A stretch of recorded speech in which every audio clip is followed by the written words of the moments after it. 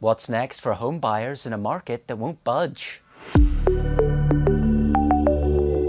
This is Macro Matters, and we're talking about the housing market.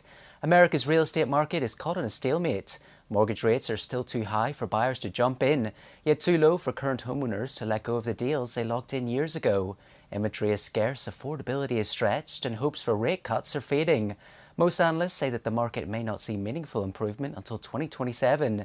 So will next year be another year of gridlock? Let's ask Odeta Kushi, Deputy Chief Economist at First American. So owning a home is still the American dream, but for many it's slipping away. Will affordability finally improve, or are prices here to stay, Odeta? We believe that there'll be some improvement in affordability in 2026. We've already seen some this year, and that's been because of many factors. We've seen mortgage rates ease a little bit, but importantly, we've seen income growth outpace house price growth. And we expect that dynamic to persist into 2026 and provide some buyers relief as they enter the housing market. Well, let's talk about mortgage rates, and they're stubbornly stuck above 6% after decades of falling.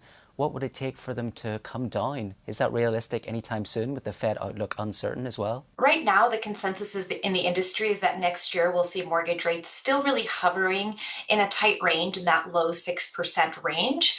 But with that said, if we have a labor market or economic deterioration, we could see rates slip even below 6%, but that's on our baseline forecast at the moment. So what would it take for them to slip below 6%? I think you'd need to see stronger deterioration in the labor market that would prompt the Federal Reserve to cut rates more aggressively next year than we're expecting at the moment. Well, President Trump has pitched to fix a 50-year mortgage. Is it a crazy idea, or could it actually work? We think that the more sustainable solution to affordability constraints in the country is one to continue to see this dynamic of income growth outpacing house price growth. But really, the more sustainable solution is to build more housing.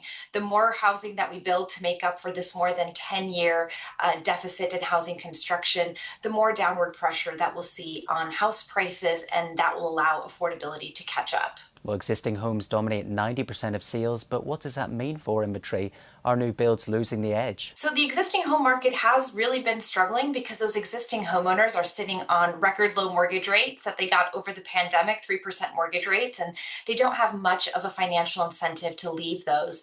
And so new homes have been gaining an edge because builders have the ability to offer mortgage rate buy downs and other incentives to get buyers in the door. We think that they'll continue to have that edge going into next year, but we do expect the existing home market to loosen a little bit as life events continue to drive sales activity and continue to drive those homeowners into higher rate mortgages, which will help that rate lock-in effect to ease a little bit. Meanwhile, foreclosures ticked up in October after years of historic lows.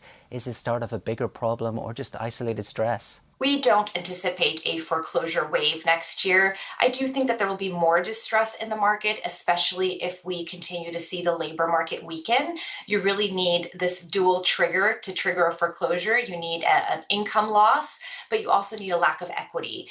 So far, we've seen a resilient labor market and equity continues to remain strong. But if we see that labor market weaken next year, which we anticipate it will weaken going into next year, we expect that distress to pick up a little bit, but certainly not a foreclosure wave. So finally, Odeta, as I mentioned in the intro, most analysts say that the market won't really improve until 2027.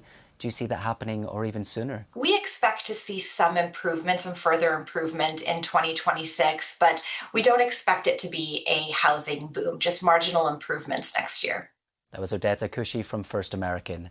Don't forget, you can watch more videos on Reuters.com.